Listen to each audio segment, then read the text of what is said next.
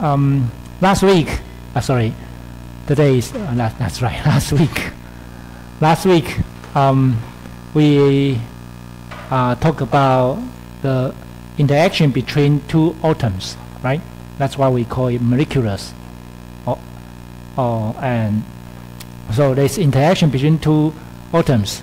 We started to discuss between the forces between these two atoms, and after that we moved to the energies between these two atoms. So we have two curves like this, right? The figures on the top is related to the interatomic spacing and together with attractive forces and repulsive forces, right? So we got a net force curve like this, and then according to this net force curve, we have a point here, which is the force, attractive force equal to repulsive force.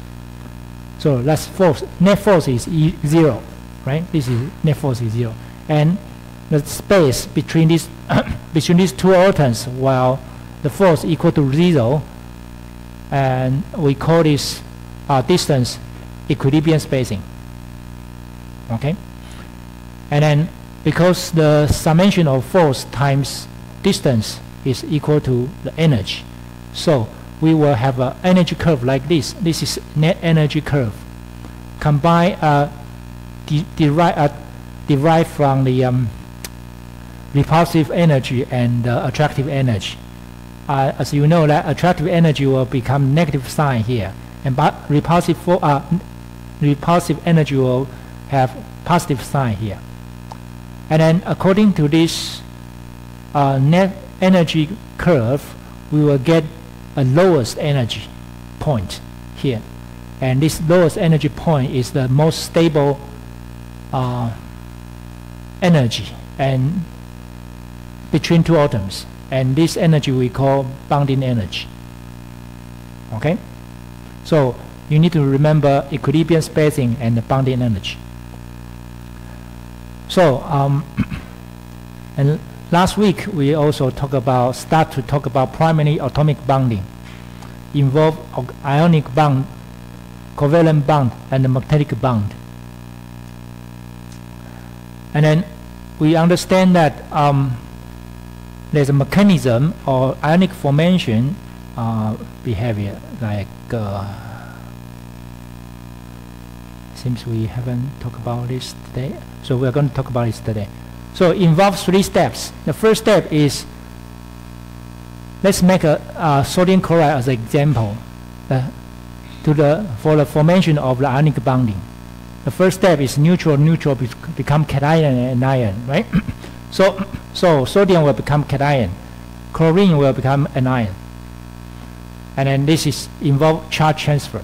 The charge transfer, the electron from the one electron from chlorine will transfer to sodium. So you have sodium cation and chlorine anion. Okay, and then because of Coulombic attraction, these two will get together. So cation and anion will become a molecular because of Coulombic attraction or Coulombic force. And you understand, sodium chloride doesn't form as a molecular, it forms as a crystal. So there are many sodium chloride molecules get together. So one molecule become moleculars, and many molecules get together, it become crystal. Okay, due to the Coulombic force. And this is what we want to know about the ionic bond. So by the end of the lecture last week, we show you this one, right? So we show you the net force will equal to the attracting force plus repulsive force. So today we start to record the equilibrium spacing R0. So net energy, as you know, net energy is attractive force plus repulsive force, and we understand it's the form of this attractive force and repulsive force. And because these are all constant, so we can use this sign, this easy formula to let you understand. Net force equal to A as a constant divided by R. R is the distance. This is negative sign plus the B is also constant. R is the distance. N is Born constant. Okay, this is, and then while you know, according to this force, this equation, and then if you if we want to find the low equilibrium spacing and energy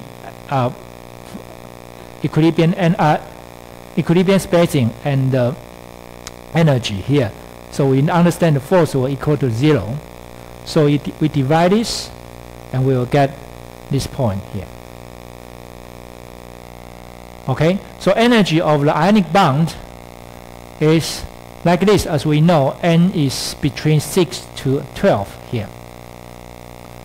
So, and then if we have this equation, we put R0 is equilibrium spacing in this term, because you understand the energy is a function of the distance. So if we put R0, which is equilibrium spacing, into this equation, this can change. This can modify like this. Well, R equal to R0.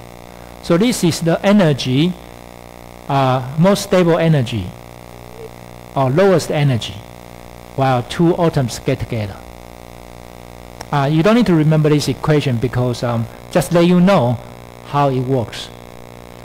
So the characteristic of ionic bond is that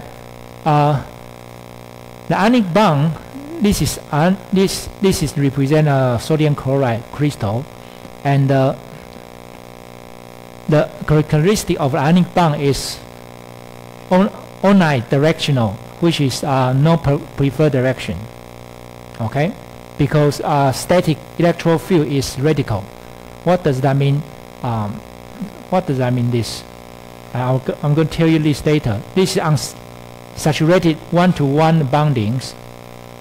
So you have plural bonds can be formed from any ions. So this is molecular, and molecular get together. So large arrays of ion, and then the solid at the room temperature. So this crystal. Okay.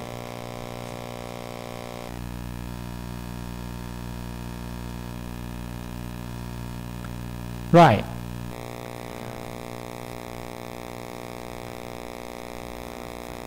So now let's think of why the sodium chloride or ionic bonding make a crystal like this. So this involves the energetic of the ionic crystal formation. So when we think of the ionic crystal, it can be three possibilities. The first possibility is randomly dispersed, which is, let's make a sodium chloride as an example. So the random dispersed ionic bond can behave like this. It's a molecules, but they don't pack it together. So this is called randomly dispersed. And it can be like this.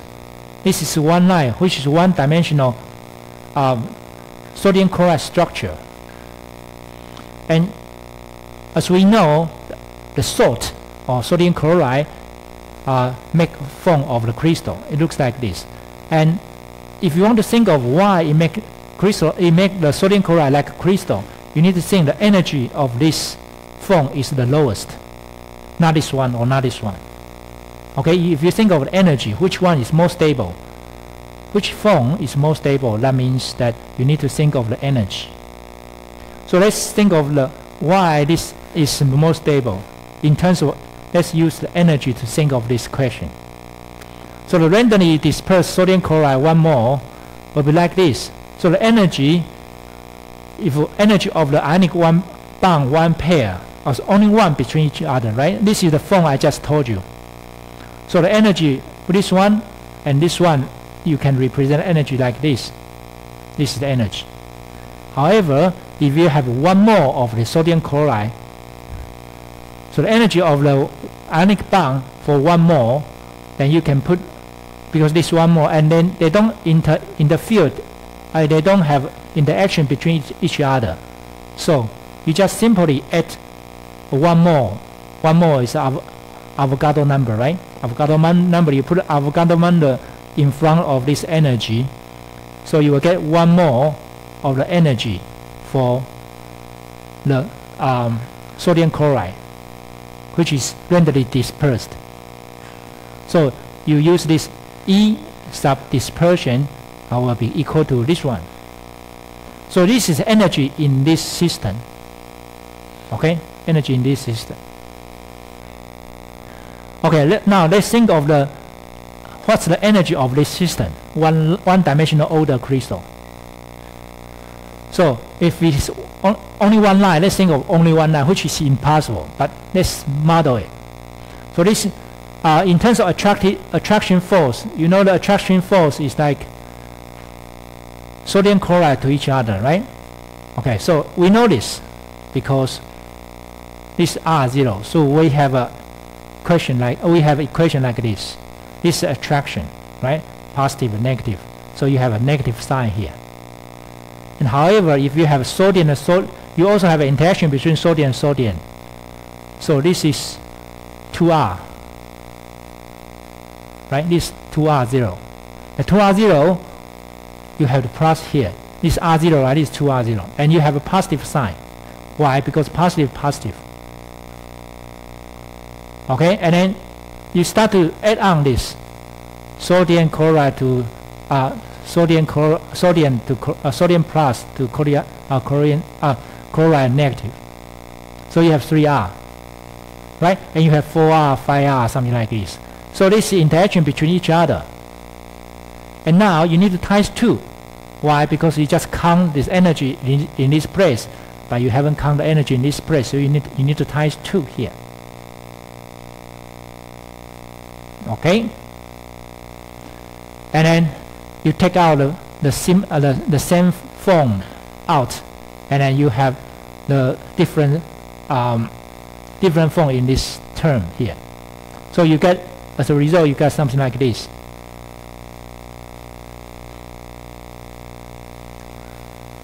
So, and this is called electrostatics, and this form we call it instant geometry. We use M, and this M is called Madelin constant. The Madelin constant is that the geometry, all the crystal has their different geometry. Okay, like rock salt, like zinc sulfide. They have different structures. You haven't learned this before now, but I just want to tell you, ionic crystal has different structures. So this is called Madelin constant. In terms of the one-dimensional order crystal, like rock salt, this is sodium chloride. We call rock salt structure, and then you have instant geometry. Okay. So, and of course you want to have 1 more because previous, if you randomly dispersed, you have 1 more. So you need to add on 1 more. Adding Avogadro number and a this is attraction, right? You have repulsion. So Bohr repulsion is this. So you just add on like this. So here M here, and then 1 minus 1 divided by N. You have one energy of the one-dimensional crystal, which is in the form of this. So M is the Madelin constant, okay, for 1 mole. And then this is 1 mole of this system. Okay? So now you know this is the energy of the dispersion for 1 mole of the sodium chloride. This is the energy of the sodium chloride for 1 mole, which is one-dimensional crystal structure. And if you want to compare this, which one is more stable? I just told you that you need to compare the energy. Which one is lower?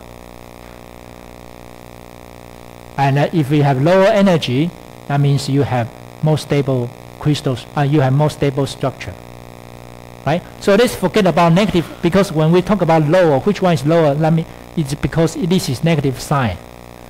But if you, regardless of this negative sign here, that means the number, you have higher number of this energy, then you will have more stable crystal structure. right? So again, this is Madden constant. We call it geometric factor. So if you have one-dimensional energy for one-dimensional crystal structure of the sodium chloride, and one mole of the energy of the 1 mole sodium chloride randomly dispersed structure, and you divide it, you have this, you do the ratio of this, so it's minus m divided by 1, because as you can see, is you take out this, only thing you want to compare is Madden constant. So if this is larger than 1, what does that mean? One-dimensional structure is more stable than dispersed structure, right? Okay, so let's think of, is m greater than 1 or smaller than 1? Then you will find out which one is most stable. Okay, so this is the term here. As you know, Madden constant for sodium chloride is this one. So which one is? So is this greater than 1 or less than 1? Is this positive sign or negative sign? Right. I don't know whether you have learned this or not. If you are good in mathematics, you will understand. Well, actually, this is the form of this. This is natural log 1 plus x, and this is the form of this. And if you let x equal to 1, you will get something like this. Natural log 2 equal to this one, 1 plus minus half plus 1/3 minus 1/4. And as you know, this is this term. And this term needs to tie by 2, right? Need to tie by 2. So what's the natural log 2? This is 2 times the natural log 2. So this is 1.386. Okay, so you put this is m is 1.386 if you put it here.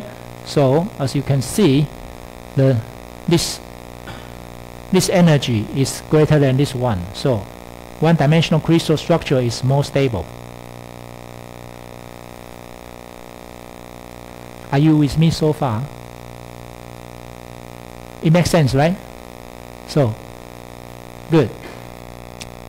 Right, so if we know that one more of the pairs, the energy of a pair is less than the energy of the one-dimensional, then how about one-dimensional and three-dimensional? Which one is more stable? So actually we are talking about Madden constant. So if with the pair energy divided by pair, if it's 0, it's here. 0 is, there's no energy bound. It's free energy, right? It's free. And then minus 1 is what? If we think of the minus 1 is one pair's dispersion, and you will have this pair dispersion, and then you will have minus 1.386. That is a one-dimensional crystal. Okay, so when you do the calculation like this, you will find out the Madden constant here is 1.7475, which is three-dimensional crystal. I don't do calculation here for you, but I just want you to know after we make this as an example and we realize this energy is lowest. So of course this structure is the most stable structure. Okay, so you can think of this all the time. You can make an example like this. So three-dimensional crystals are more stable in the case of the sodium chloride. However, I think I talked to you before that, you know, in a narrow scale, in narrow technology, or in quantum mechanics, the scale is very, very small, the crystal is not the most stable structure. It can be a sheet is the most stable structure. It can be a rod, which is the most stable structure. Okay, it depends. But in the macro means a huge scale. Generally, three-dimensional structure is the most stable structure. So there's an important term called Madden constant here, and you know, as we can see, this is determined, which one is more stable is determined by the Madden constant, because depends on your your structure, how you pack these molecules together. So metal constant is important. So different sizes of the cation and anion have different geometry differences. Okay, and then that's why we use metal constant to define these geometry differences. Okay, so according to this is the metal constant for the energy. You take this is 1 mole, right? So the M here will determine will be it's different for all the different structure of the ionic crystal. So this is an example to show you that the sodium chloride, as we just told you, is 1.747, and the cesium chloride is different. Okay, zinc sulfide, or we call zinc blend, which is the structure of this zinc sulfide. All right, this is metal constant like this. So it's as you can see, some of the metal constants is more than 1, some of the metal constant is more than 4. The higher, the more stable, right?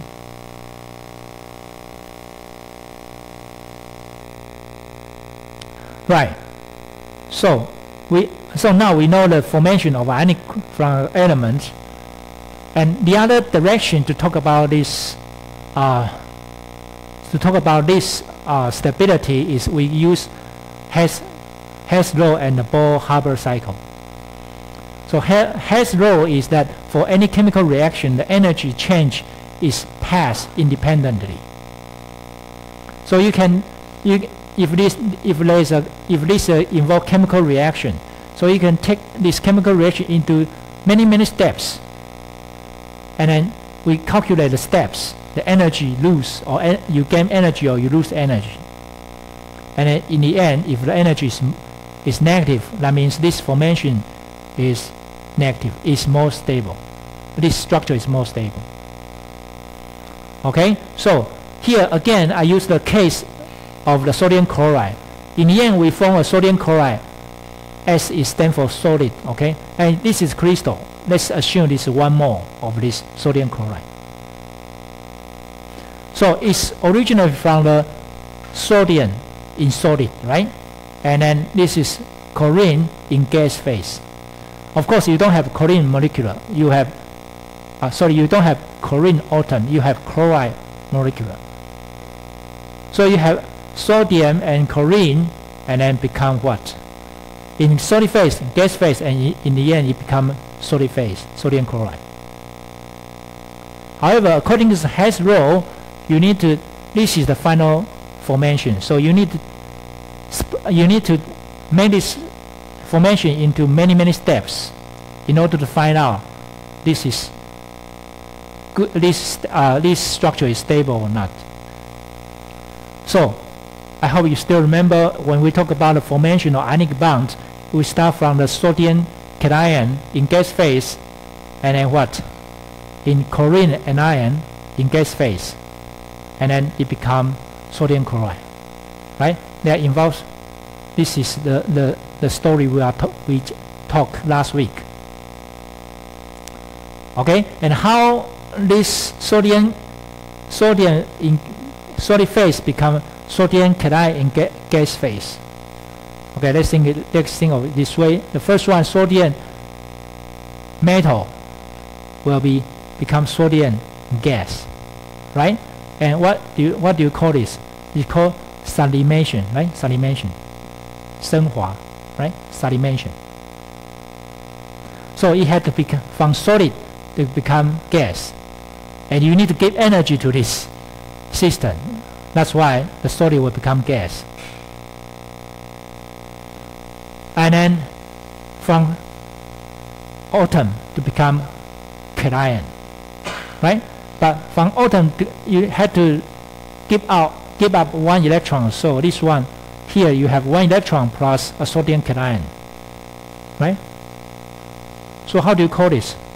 If you lose 1 electron from an atom, how do you call this? Ionization, right? Ionization, and it requires ionization energy. Remember? Okay. Right. So this is the root for the sodium solid to become sodium cation in gas phase. Okay, how about the route for the chlorine gas? So chlorine gas has become, chlorine molecule has become what? Chlorine atom. And this process is called what? Dissociation or atomization. Normally we use dissociation. So you have one molecule, you take molecules apart to become an individual atom. So this is what we call the dissociation. Okay? Is this require energy or gain energy? Which one is more stable? Chlorine, right? Chlorine gas. So this require energy to take it apart, to take molecule apart. Okay, so chlorine has become chlorine anion. So this need to gain one electron, right? And become chlorine anion. And how do you call this term? Remember, this one lose one electron called ionization. This one gain one electron. How do you call this? Affinity, right? Electron affinity. Electron affinity. So this is called Bohr-Haber cycle. And in the end, if this become negative, that means this is more stable than these two molecules, two species, right? This is Bohr-Haber cycle. So this term is called crystallization, right? This term is called crystallization, as we just learned. So let's say this step 1, and this step 2, this step 3, this step 4, and this step 5. So this is called formation enthalpy. We also call internal energy. Delta, we use delta H to represent this, the total process, for the energy for this total process.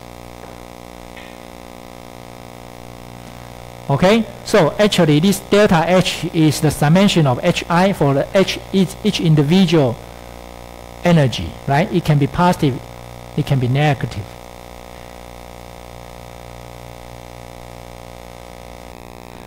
Right, so let's make this smaller. Let's make the previous picture smaller like this, and we see that the step 1 here is sublimation. Sublimation, as you remember, if sodium is a metal, right? So you don't need to make metal vaporize. So this requires energy. So energy is positive, 107.3 kilojoule per mole.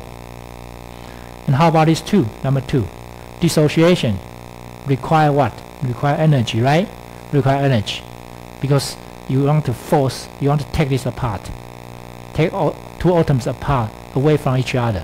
So this require energy, which is 122. You don't need to remember this number, okay? Even I cannot remember this number, but you need to know this require energy, right? Okay, and number 3, step 3 is sodium gas. Sodium becomes sodium. Lose 1 electrons. So this ionization energy, right? Ionization energy always what? Positive, right? Always positive. You require energy, okay? Because you want to take out 1 electron away from atoms. This is positive, okay? And this is a little bit difficult because this electron affinity, because this is more stable. Right? So this will release energy from this system. Why? Because this is what? Ch2.6 arctic stable electron configuration. So this is more stable than this one. Right? So this release energy. And then for this crystallization, as you can see, this is more stable. Okay, cation plus anion, because of Coulombic attraction, this system is more stable than this system. So this release energy minus 787. kilojoule per mole. Okay, and if you add up these numbers, negative, negative, negative, positive, positive, in the end you got positive, positive, positive, negative, negative. In the end, you find out this is the net reaction, which release energy 411 kilojoule per mole. So this system is more stable than this one. So when you analyze any chemical reactions, you can use the Bohr-Haber cycle to realize this system is stable or not. Okay. So you can predict. Okay, you can predict the reaction. Is this possible or this is not possible? So this is the formation of a sodium chloride. Okay. So Bohr-Haber cycle is that there's some description about Bohr-Haber cycle. It's an approach to analyzing reaction energies, right? So they involve the formation of an ionic compounds from the reaction of the metal and with a non-metal. Remember, this we are talking about ionic bonding, cation and anion. So allow you to see what the relative values of the different energy compounds are. So utility of the Bohr-Haber cycle is very important. This convolves that the reaction of sodium plus chlorine into elemental steps that are related to the electron transfer and acquisition. Right?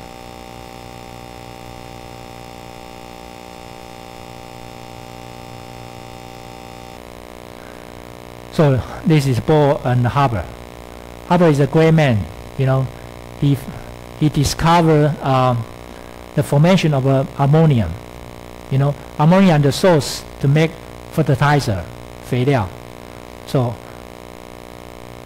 you know, in the last century, if you have invention of the ammonia and you have invention of 肥料, that means you can make a lot of food.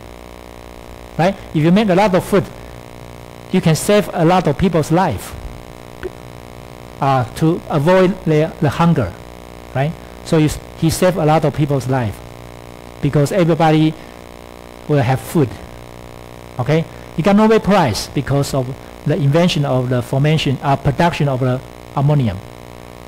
Okay, he's a great man, but he also is a killer. You know that? He also is a killer because he invent a chlorine gas, which is a toxic gas. So in the First World War, this toxic gas has used in the First World War, and he killed a lot of people. So he said, on the one hand, he saved a lot of people's life. One hand, he killed a lot of people because of his invention, and his wife suicide because of this, because he killed a lot of people. It's a and in the end he got killed because in the Second World War.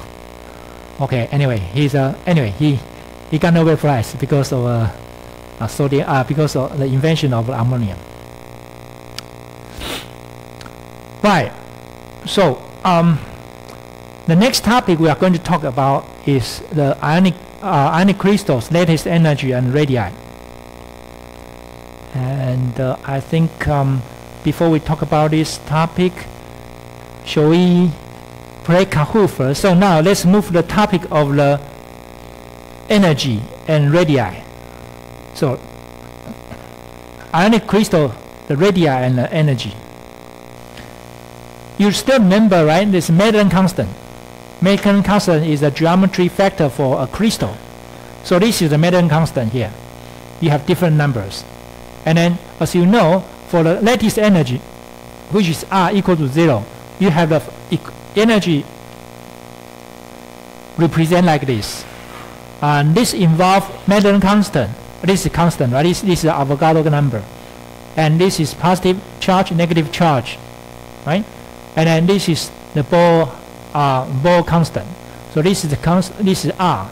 So not only Maitland constant will change the energy, but also the charges, the radius, between each other and then Bohr constant. And this picture, this table tells you how important is the charge for the energy of the ionic solid. So this is what we call the ionic cation and anion. This is lithium cation, sodium cation, potassium cation, right? And this is fluorine, chlorine, boron, and iodine, oxygen. So you have cation and anion, you make it together, and this become a ionic crystal, right? Or ionic solid. So for sodium chloride, the energy is 787, as you remember. So this kilojoule per mole, right? And this involves 1 cation and 1 anion. And how about this one? The melting point for this energy. Melting point is what? You want to take this melting point means that this crystal, and this you want to make this crystal become liquid. It requires energy, right? So you want to, this melting point means that you want to take this molecule away to each other, from each other. Okay, so this is the energy. This is the temperature, melting point. Again, temperature is an index of the energy, right? I hope you remember. I just told you electronegativity is an index for that represent how much element likes electron, right? And the temperature is the index of the energy of the system. So this is the melting point, 801 Celsius. Okay, so if you take a look of this sodium oxide, which is the energy is high, much higher than this one, and it's 2,695, which involve what? 2 negative charge and 1 positive charge. So this is 2e power 2. As you can see, the energy required, the energy is much higher. This energy is much higher. So if you want to make this sodium oxide to become liquid, the energy required, the temperature required is higher than this or lower than this. Which one? A, high. B, low. C, equal. D, none of above. Which one? High, right? Of course, the energy is strong. That means it's require higher melting point is high. And if you take a look of the magnesium oxide, this involves how many charges? 4 charges. So the energy required is much higher compared to this one, and the melting point is much higher. Sodium oxide. So if you take a look of the sodium, if you take a look at the ammonia oxide, the energy is 15,000. So this involves 6 charges. Okay, the melting point is much higher. That's why ammonia oxide is what? It's a ceramic we use commonly. You know, if you have a bowl, all the ceramics made of the silicon dioxide and the ammonia oxide. Okay, that's why the ceramic is very strong. You use at home, you use anywhere for food, right? As a container. So that means what? The Coulombic attraction, if you got more charge, the energy will be high. The energy will be, if the energy is higher in this term, then the physical property will be changed. The physical property in this case is we call melting point. So as you can see, this term, although melting constant change, but it doesn't change a lot, right? It doesn't change a lot. The 1, 2, 4. But if you think of the charge, this is 6 times higher than this one, right? So this is, if we talk about the energy, this term is more important than this term, because they are not much difference compared to this one.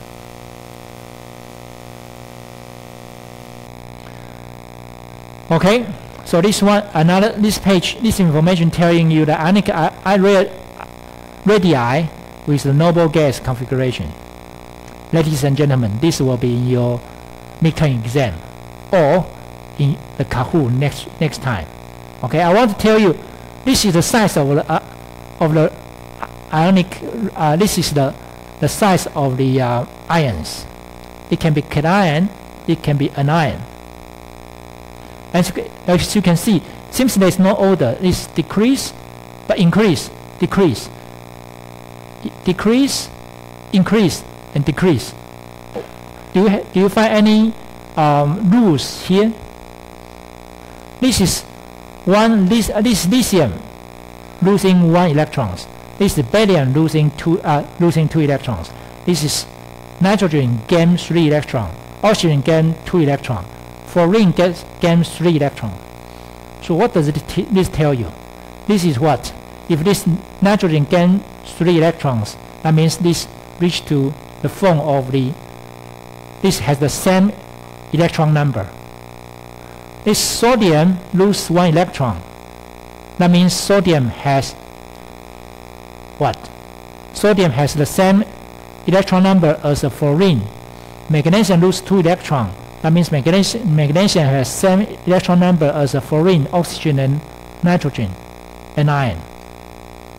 So this tells you is the same electron number, and this is helium, and they go to helium, the form of the electron configuration of the helium. And this one is the electron configuration of what? Of the neon. The same, S2.6, 2s2, 2p6. And this one from here is the electron configuration of what? Of the argon. Okay, 3s2, 3p6. And this one is the configuration of what? Krypton.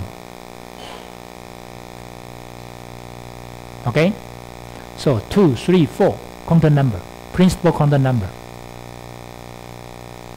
Okay, and of course this one the same, hexagon. So you have same electron number, and then do you find out something? If you have same electron number, the size of the radii decrease. Why? Because they have different proton number. They have same electron number, but they have different proton number. Okay? If you have more proton number, that means what? The electron will be pulled in and closer to the nucleus. That means what? The size is smaller. Right? So if you have more proton number, you have less. The radius is small. Based on you have element has the iron has the same electron number. If iron has the same electron number, and the more proton number you have, the radius will be small. So in your midterm exam or in your Kahoot, I will give you these elements and ask you to rank the size of the element of these ions, and not only you tell me the answer, but you need to tell me the reason. If you just tell me the answer, you got half points only. You need to tell me the reason, so you can get the full score of full points or full scores of the question. Okay. So this is an example to tell you that this is lithium, and lithium lose 1 electron, becomes smaller. Okay, and oxygen gain 2 electrons, become bigger. Okay, and this is the size. Just they will have a roughly idea. Okay, red become cation, and so red it become cation, and blue become anion.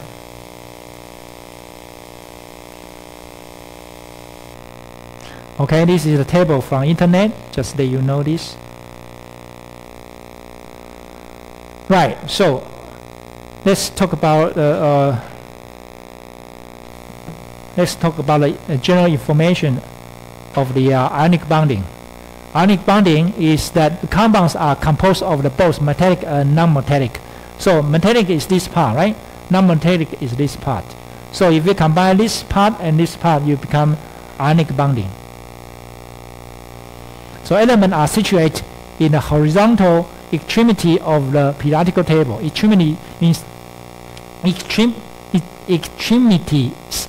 It means that this end and this end, basically these are more like ionic bonding. So ionic bond is metal and non-metal, right? So metal want to donate electrons, as non-metal want to accept electron. So they have very dissimilar electronegativity. That means this electronegativity is very low, this is very high. So let's make example of magnesium oxide. Magnesium oxide electron configuration is neon 3s2. Like oxygen is, and s2 is we call valence electron, right? And because you want to get the electron configuration of neon, so you don't like these 2 electrons. So you want to give these 2 electrons to oxygen. So oxygen will become what? 2+ and become neophone. The electron configuration will both become neo.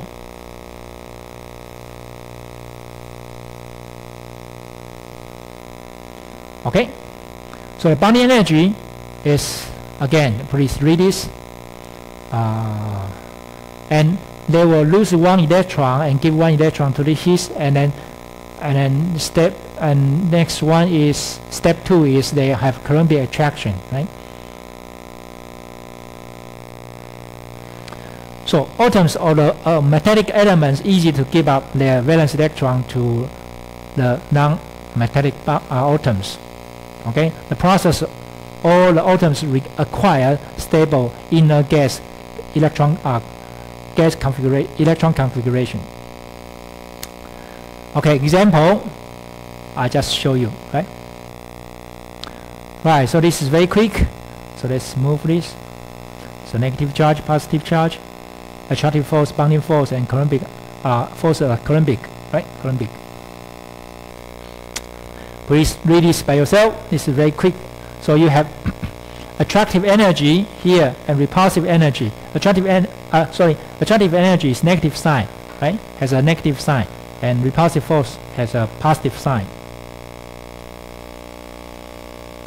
Okay, and you need to know that the Bohr constant here is from 6 to 12, but generally you use 8, something like this. And this is the energy, the form of the energy when this reach to equilibrium spacing, which is R0, you can use the form of this to represent the energy of the system. Okay, and also we learn this, right? And bonding energy here, ionic bonding. Right, so please read this, very easy. So another important thing for the bonding energy is that ionic bonding is termed non-directional.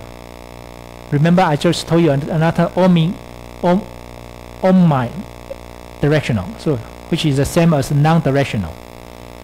What does that mean, non-directional? This is crystal, right? This is a sodium chloride crystal, and this is second 2-dimensional.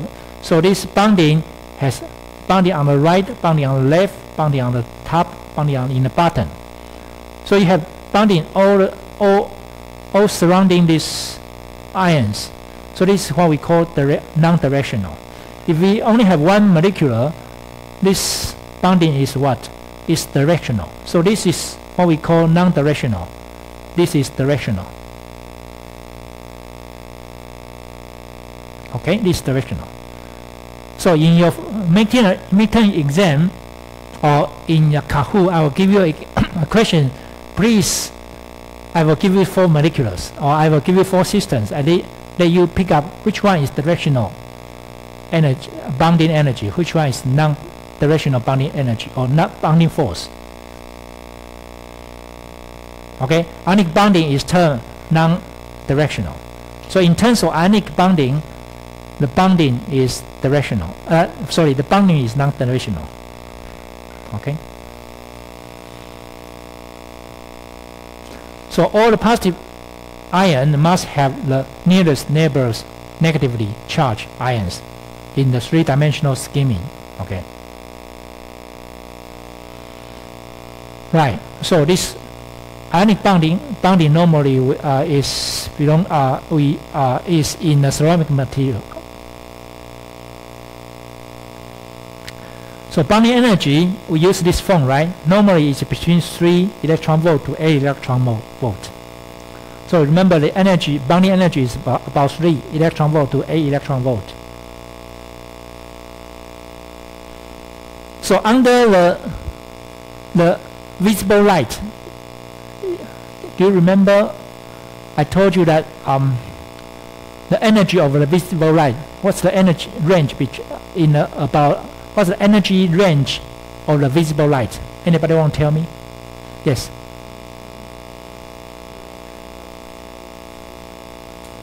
Thank you. The energy range of the visible light is 1.8 electron volt to 3.1 electron volt. So if you have a ceramic here, and if you have a visible light and hit this ceramic, will this ceramic decompose? No. Why? Because energy is not strong enough. Because the bonding energy of the ionic of the ceramic is 3 to 8 electron volt. So the energy is not enough unless you give UV light, unless you give X-ray to this ceramic. That's why that's causes the ceramic decompose, because you have a higher energy. Okay. So ceramic is always strong. Okay. So the property of ionic crystal, the one is a solid in a room temperature. So its bonding energy is huge, 3 to 8 electron volt. So high melting point and boiling points. Why? Because when we talk about melting point and boiling point, we are talking about thermal energy, right? Think of ice, water, and water vapor. These are 3 forms of the H2O.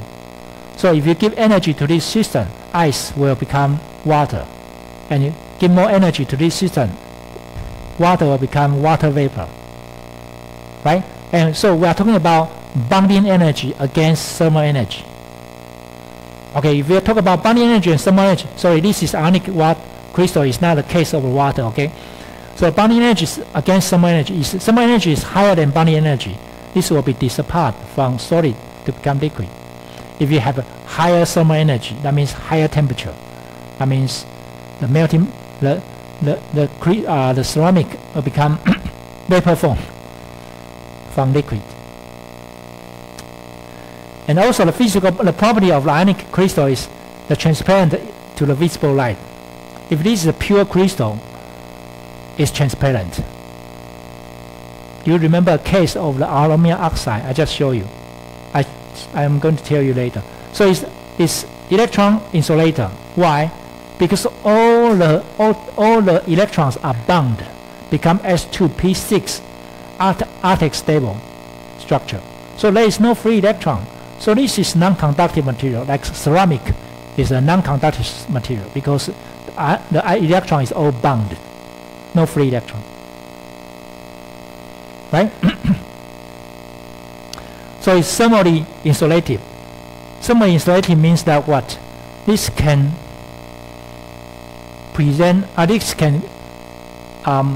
keep the temperature very well, right? In the winter, if you eat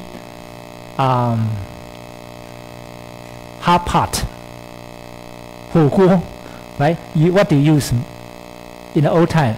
If you have 火锅, what do you use? Hot pot, ceramic container, right? 砂锅, right?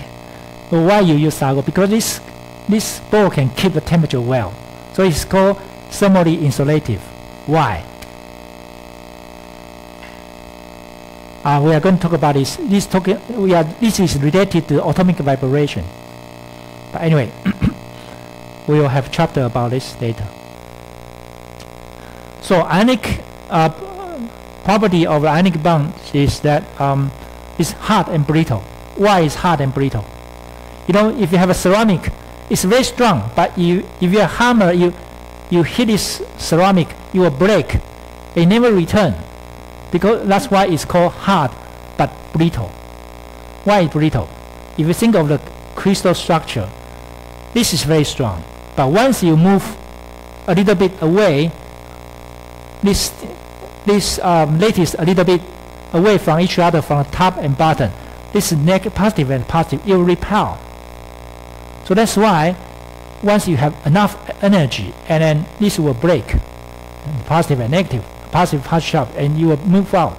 So this is the reason of brittle.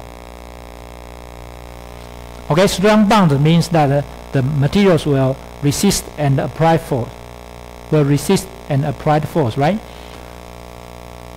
And some of the ceramic is soluble in water and other polar solvent, like sodium chloride. Right? Sodium chloride is very easy to solve in water.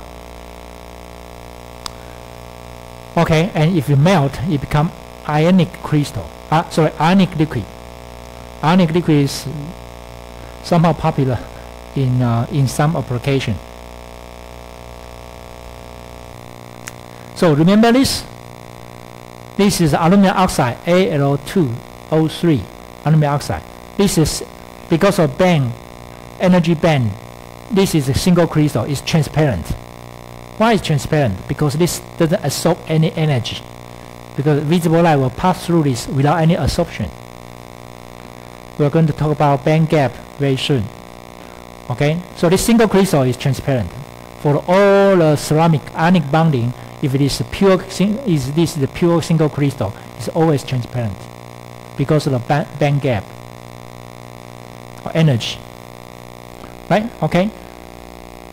So this is an example of electrolysis. What is electrolysis? 电解. Okay. That's another way of the ionic bonding. So let's take a look at this. So neutral. If you have neutral become cation and anion. Let's make example of sodium chloride and sodium cation and chlorine anion. So this is spontaneous reaction because this is release energy. So this is spontaneous reaction. However, if you want to make this return cation and anion return back to the atoms, this is called electrolysis, and this requires energy. So cation receive one electron become neutral, anion release one electron become neutral. This is called electrolysis. So what is this for? This is release energy. This require energy. Why we need it? Why we need this? Because we want to get metal, right? Because we want to get metal, pure metal. So we can get pure sodium metal if we give energy to this system.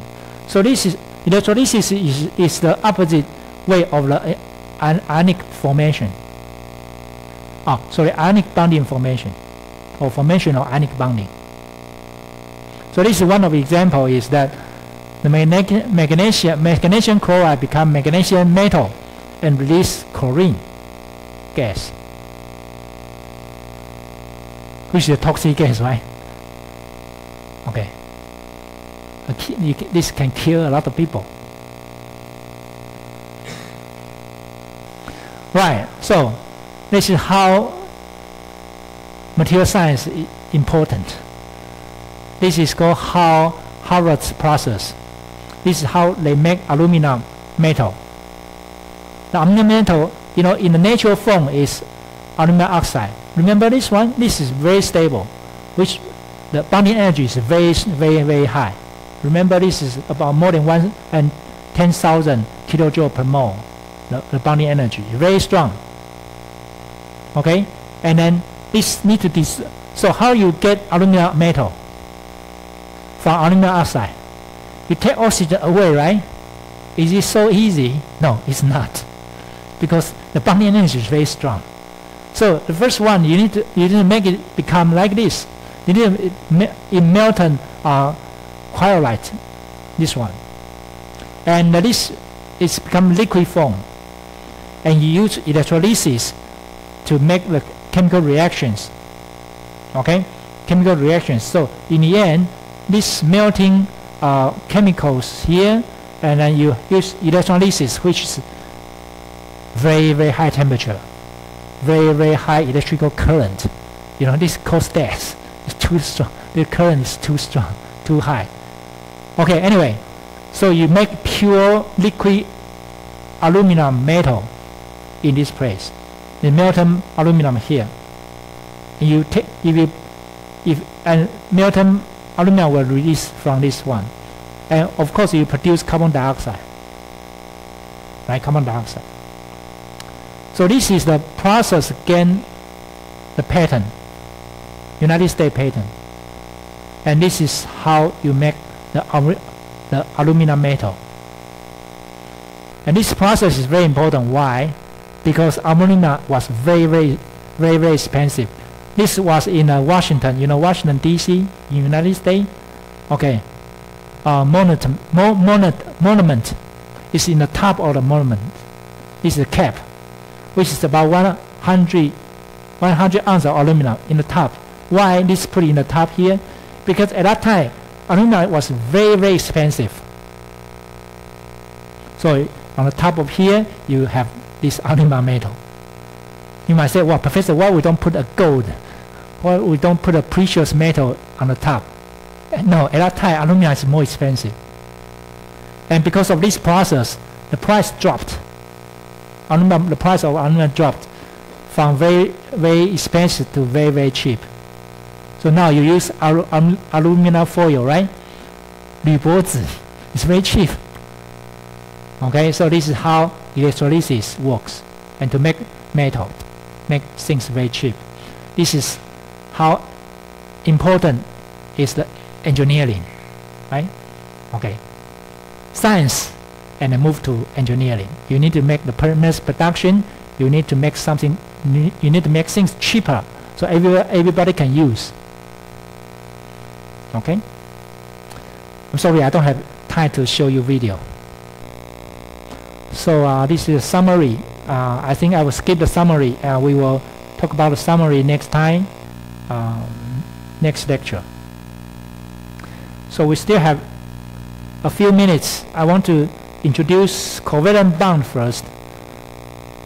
Covalent bonding is that, once you propose one study, or you propose one theory, or you propose the ionic bondings, you always have somebody against you, right? Or against this theory. That's why science, the science will improve. So the limitation of ionic bonding is that, well, some scientists at that time, they say, could you explain ionic bondings using the case of the hydrogen, using the case of the nitrogen gas, using the case of oxygen or chlorine gas? Can you use these cases to talk about the story of ionic bonding? So let's make example. In order to have ionic bonding, you need to achieve Artex stability.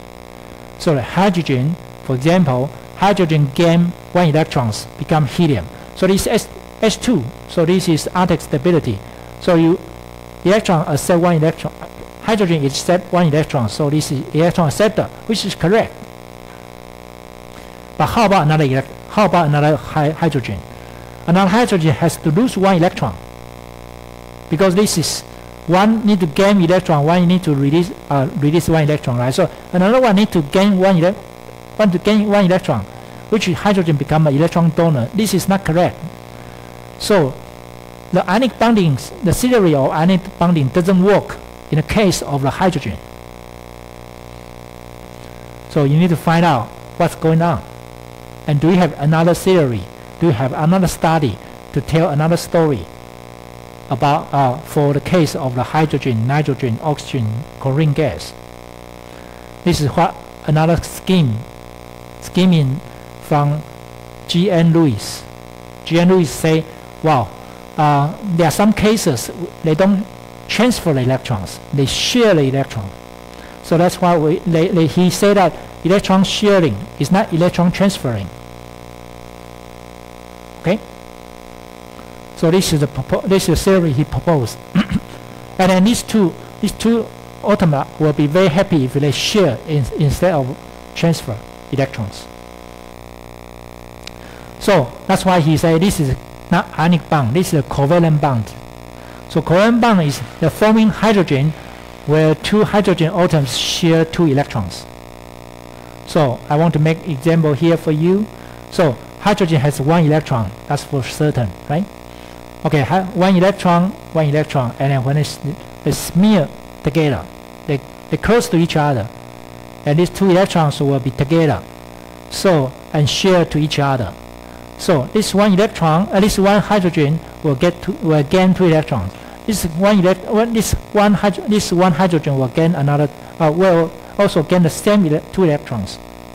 So they share electrons, and both get the atomic stability of the helium, right? Helium.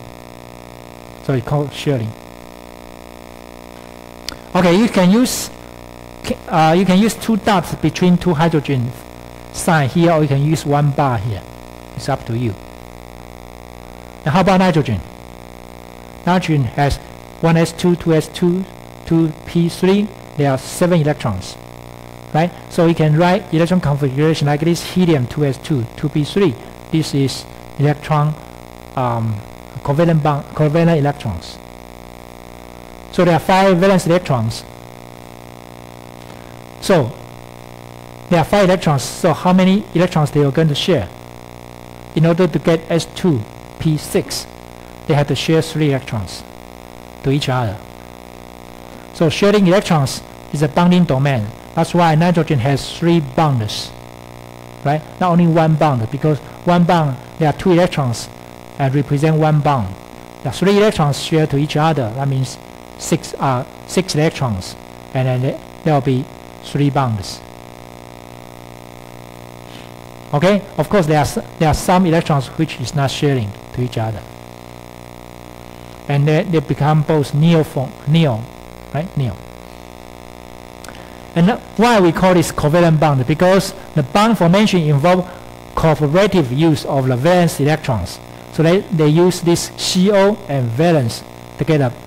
And you become covalent bonds. Covalent bonds.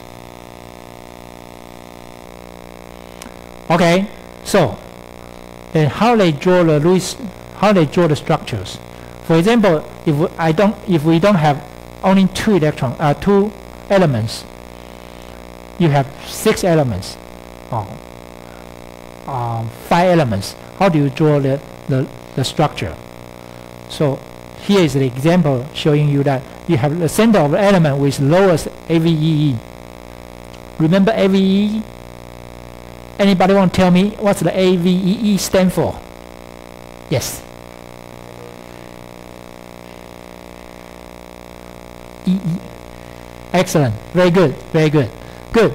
AVE is average valence electron energy, which is how many electrons, valence electrons, the energy required to remove this electron away from these atoms. And average energy required is called AVE. So you put the lowest AVE. Where is the lowest AVE? This is AVE, right? This is the lowest AVE. So if you have elements, you put the lowest AVE in the center, and you count the valence electron, and then you draw a single electron bonds from each surrounding atoms to the center atoms, subtract 2 electrons for each bonds. This is easy, so I just want to get this quick. So the surrounding, you get the highest AVE. So I'm going to show you this is one of the example here. So SCl2O2, we call it sulfuric chloride. Sulfuric chloride, which one should be put in the center? Sulfur, chlorine, or oxygen? Which one is lowest AVE? This is sulfur here, right? Chlorine here, and oxygen here. So sulfur will be in the center, right? Sulfur will be in the center. So S, and then you will have 4 electrons, which will be spatially spaced, which will disperse in the spatially spaces. So it can be like this. Okay, if you say, well, Professor, why is not this? Why chlorine is not here, oxygen is not here?